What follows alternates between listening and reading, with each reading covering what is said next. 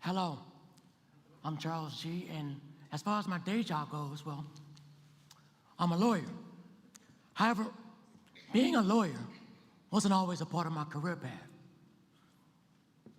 You see, before I was known as Attorney G, well, I was, wait for it, playboy, an inspiring rapper. It was a hard, forced life pivot that led me into the legal profession. Today, I want to talk to you about how to pivot your life towards something more purposeful and fulfilling without being forced to do so. You see, I believe that many of us have a desire to change our lives in some way, shape, or form. We just tend to wait for these dire and drastic moments to fuel our desire to pivot. I mean, this is extremely unhealthy. And it worked out in my case, but that's not likely. Which brings me to my next thing, which is one of the two things I've always wanted to say. Yep, that's me. You're probably wondering how I got myself in this situation. Well, let's just say the aspiring rapper got himself into the wrong beef one night at a bar. In 2010, when I woke in an ICU bed after being shot 6 times, one would think I was ready to pivot my life right then and there. Yet, I had other plans. I woke up and I thought, I was shot? I'm still alive? I'm still a rapper? Am I the next Tupac? Am I the new 50 Cent? It is on. That didn't feel too good. Hey, Doc, what's going on with my voice? It doesn't sound the same. It doesn't feel the same. Why do I sound like the Godfather? I mean, this isn't my normal voice. Actually, I'm feeling pain and strain and lightheaded when I try to speak. You see, being shot in the upper neck area, it caused permanent damage to my vocal cords.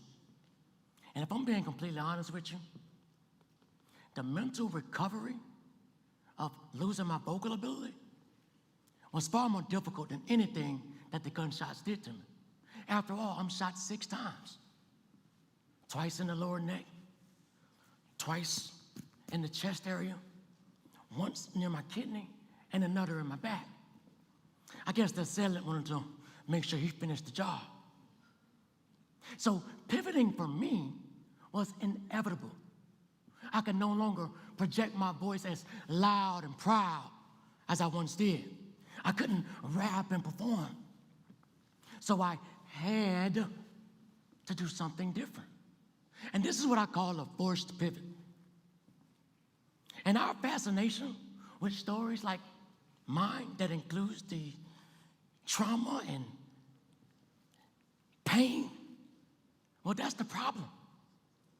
I like to classify this as trauma porn, where we're drawn to these stories that include this intense pain, extreme obstacle, and then there's this grand achievement.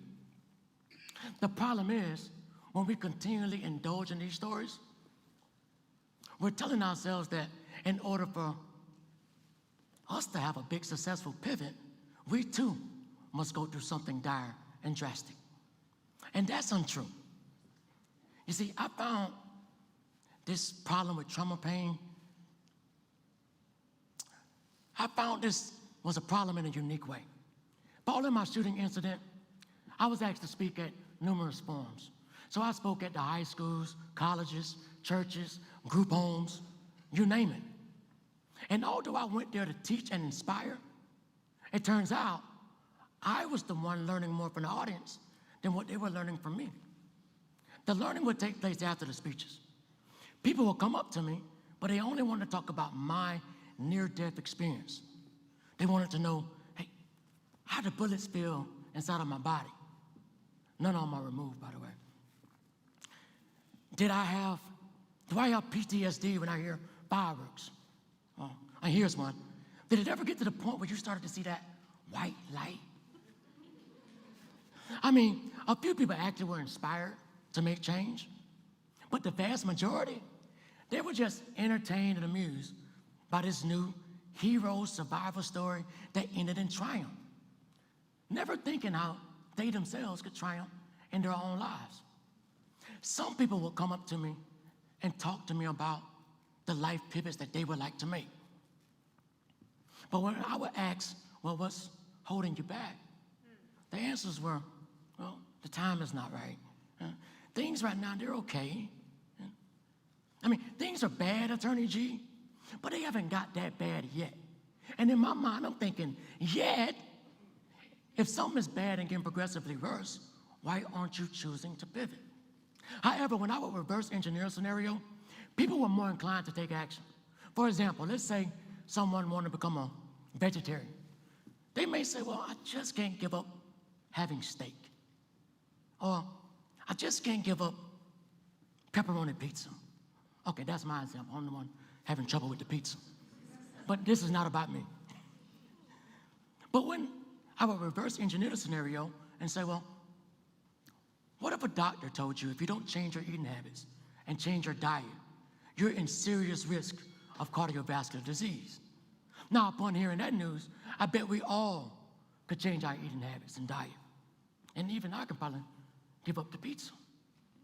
So, how do we pivot effectively without being forced to do so? Well, I'm glad you asked. Because I want you to follow a step-by-step process for you to achieve your own pivot without being forced. First, I want you to identify what it is that you're pivoting towards. And you must be clear and concise with your pivot point. For example, I want to change my career to become a lawyer. Or I want to change my diet to become a vegetarian. It just can't be, I want to become a better man or a better woman. No, that's too broad. Identify that thing that you feel will make you a better man or a better woman and pivot toward that. Second step, you must identify your why. And this is very important because if we don't identify our why, then we're waiting for the force to come in and identify it for us. But look, keep your why simple.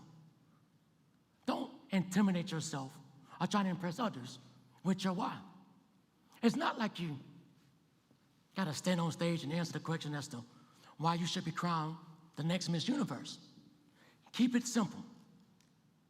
The third step, well, you gotta find a roadmap toward that thing that you want to pivot to. And look, I don't know what your pivot point is, so I can't give you that roadmap, but Google can. And anybody with an internet connection, if you can research, I just type in something, you're gonna find some step-by-step process to achieve that thing. However, this fourth and final step, this is where things get tricky. And this is where many step off of the pivot bus. Because now you have to apply discipline towards your desire to pivot.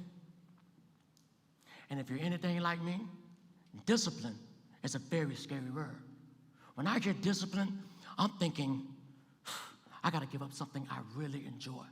Or I'm being reprimanded for some unwelcome behavior. However, let's reverse engineer discipline. Let's think of discipline as something we're doing to reward ourselves. Because after all, we are pivoting toward betterment. A friend of mine said it best. He said, Attorney G, mastering discipline is simply keeping a small promise to yourself daily. So what does that mean to you? What does that mean to the person that wants to become a vegetarian? Maybe it means one time a day having an all-vegetable meal at either breakfast, lunch, or dinner, till it's an all-vegetable day, then it's an all-vegetable week, then it's an all-vegetable month. And next thing you know, we got a full pivot.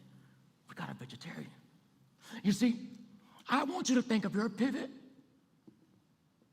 as a bus changing its direction and not as a sports car making a U-turn. You see, when we think about a sports car making a U-turn, we think of this car just intense pull of the steering wheel, drastic shift of the gears, and skirt, it's in the other direction. That's that forced pivot. You got no choice but to just skirt in the other lane and hope for the best. Problem is, although it's provocative, it's not feasible and it's not safe. However, think of a bus changing its direction. What happens here? First, the bus identifies, hey, I'm going in the wrong direction. So it slows its speed. Then it probably turns into a street. Probably make another pivot. And next thing you know, it's in another direction, safely.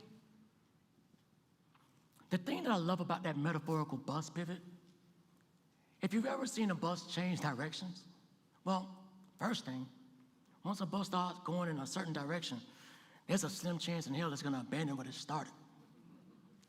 Secondly, I don't know if you've ever been in front of a bus in a car, everything just tends to yield to its movement. Basically, what I'm trying to say is, once you choose to pivot safely and strategically, the universe just tends to work with you. Things just tend to fall into place. So, I want you to leave here today ignoring the dangers of that sports car U-turn.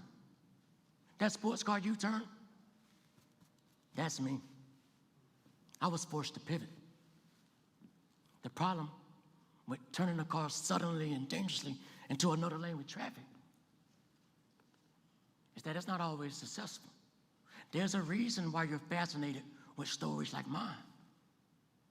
And let's be honest, the reason is clear. 6 shots, point blank range. I'm not supposed to be on the stage. I'm supposed to be dead. See, that sports car pivot, that's a survivor story. And survivors, they focus on the experience. They focus on the ordeal, the trauma that they had to overcome. But that choice pivot, that bus pivot, that's about being a victor. And victors focus on victory. That's the end result. That's your big, successful pivot. Now, earlier I said there was 1 or 2 things that I always wanted to say. The first I shared, that was the movie quote. And here's the second. Again, my name is Charles G., and thank you for coming to my TED Talk.